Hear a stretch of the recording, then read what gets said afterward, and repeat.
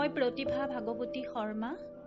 মোৰ নিজৰে এটি কবিতা শিৰোনামা অপেক্ষা আপোনালোকৰ আগলৈ আগবঢ়াইছোঁ আবৃত্তিৰ ৰূপত।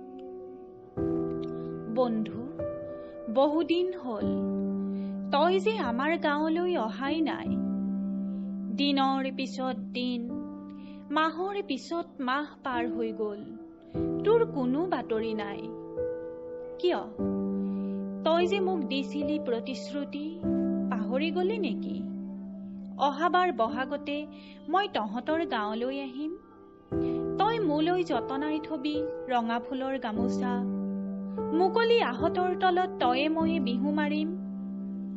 অথচ আজি 2টা বহাগ পাৰ হৈ গ'ল, তোলৈ বুলি সাঁচি থোৱা বিহুৱানখন এতিয়া বাকচতে পৰি আছে।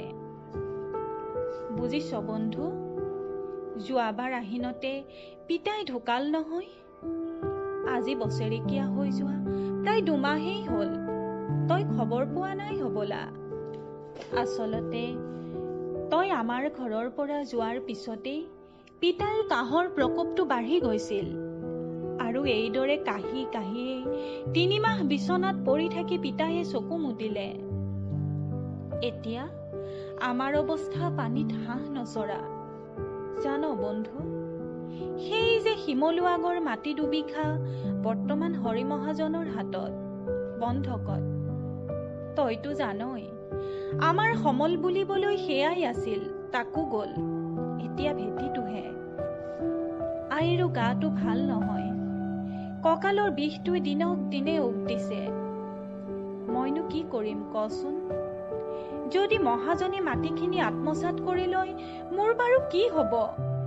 মোৰ বৰ ভয় লাগিছে। বন্ধু, তই এইবাৰ বহাগত নিশ্চয়কৈ আহিবি।